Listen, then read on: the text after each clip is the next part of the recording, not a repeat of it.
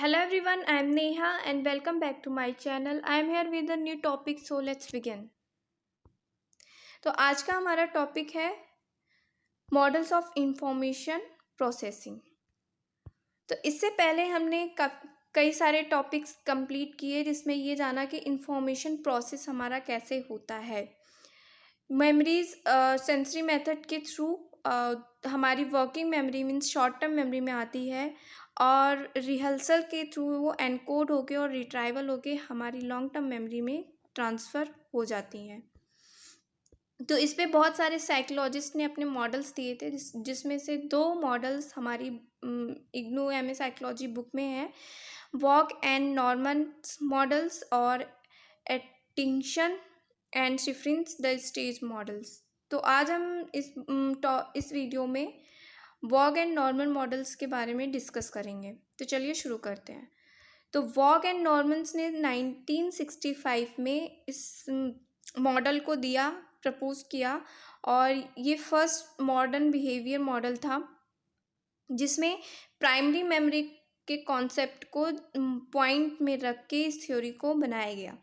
तो primary memory short term memory है और secondary memory long term memory है, आप कंफ्यूज मत होइएगा।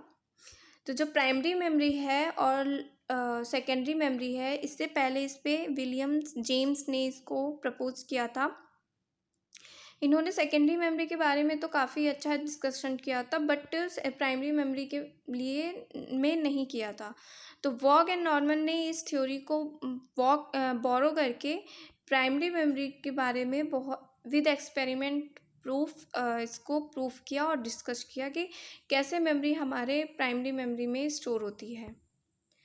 तो वॉग एंड नॉर्मन ने 1965 में ये मॉडल दिया जिसमें ये बॉक्सेस बनाए उन्होंने कि स्टिमुलस के थ्रू मेमोरी हमारी short primary memory mean short term memory में जाती है।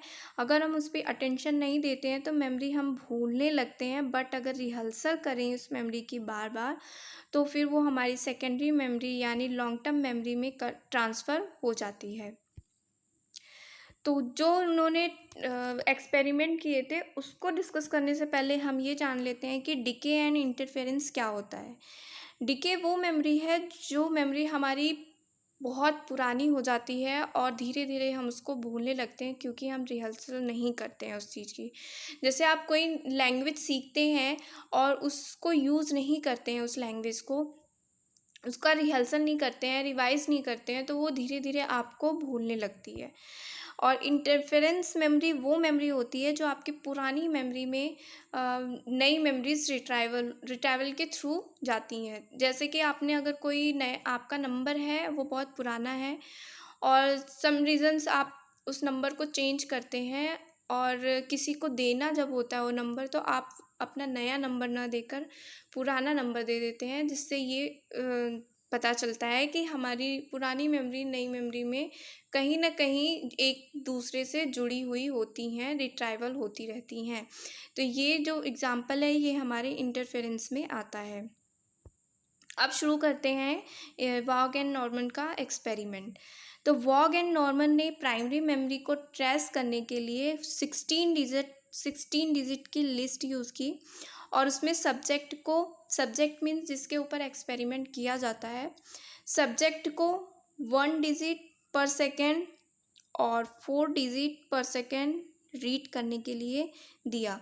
इस प्रेजेंटेशन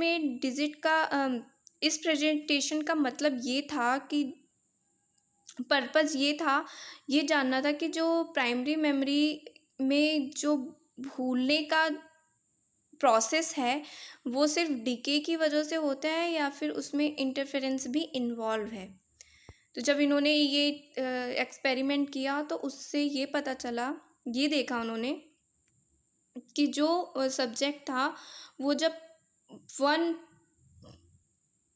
वन डिजिट पर सेकेंड बोलता है और 4 डिजिट पर सेकेंड बोलता है सेम पर्सन, तो दोनों के जो भूलने का जो रेट है दोनों का सेम है। अब जो 1 डिजिट पर सेकेंड बोलता है उसको उसमें 16 सेकेंड लगते हैं, बट जो 4 डिजिट पर सेकेंड बोलता है उसमें 4 सेकेंड लगेंगे। लेकिन जब कम टाइम लेता है उसमें भी सब्जेक्ट क्या करता है, उस चीज़ों उनको डिजिट को भूलने लगता है। ऐसा क्यों होता है ये जानने के लिए जब उन्होंने और डीप में डिस्कस देखा इन चीज़ों को, तो उन्होंने ये देखा कि जब रिकॉल करने के लिए, उसे डिजिट को रिकॉल करने के लिए टाइम मिल रहा था सब्जेक्ट को, तो उसमें इंटरफेरेंस कर रहा था, इन्वॉल्व हो रहा था उस रिकॉलिंग एरिया में। मीन्स कि आसपास की चीज़ें भी मेमोरी में स्टोर हो रही थी क्योंकि उसमें टाइम ज़्यादा मिल रहा था। तो इसको और अच्छे से प्रूफ करने के लिए वॉग ने एक और एक्सपेरिमेंट किया 1966 में। इस प्रेजेंटेशन में उन्होंने रेट दिया कि 1 to 10 डिजिट देते हैं कुछ टाइम पीरियड के लिए, और फिर एक्सपेरिमेंट किया सब्जेक्ट के ऊपर। फिर उन्होंने ये पाया कि जो भूलने का डेटा आया था फर्स्ट वाले मॉडल में, वो इस मॉडल से सिमिलर था, जिसमें ये पता चला कि प्राइमरी मेमोरी में भूलने का जो रेट है वो इंटरफेरेंस फैक्टर से ज़्यादा है देन डिके। तो जो ये वॉग एंड नॉर्मन की सिस्टम था, ये बहुत ही अच्छा था, बहुत ही सक्सेसफुल रहा। इसमें ये चला कि जो प्राइमरी मेमोरी है वो वेरिएबल होती है, इंफॉर्मेशन को होल्ड करती है और रिकॉल के लिए अवेलेबल होती है। हम सेंटेंस के लास्ट पार्ट को रिकॉल कर सकते हैं अगर हम उस अटेंशन दें जो भी कहा गया है। अगर आप क्लास में हैं और आपको पढ़ने का मन नहीं है, तो आपकी जो पढ़ाया जाएगा वो इंफॉर्मेशन आपके शॉर्ट टर्म में नहीं जाएगी, जिससे आप उसको रिहर्सल नहीं कर पाओगे और लॉन्ग टर्म में भी वो ट्रांसफ़र नहीं हो पाएगी। तो यही प्रोसेस इन्होंने प्रूव किया। तो आई होप ये टॉपिक आपको क्लियर हो गया होगा। तो घर पे रहिए, सुरक्षित रहिए, सीखते रहिए। मिलते हैं नेक्स्ट वीडियो में नेक्स्ट टॉपिक के साथ। Thanks for watching.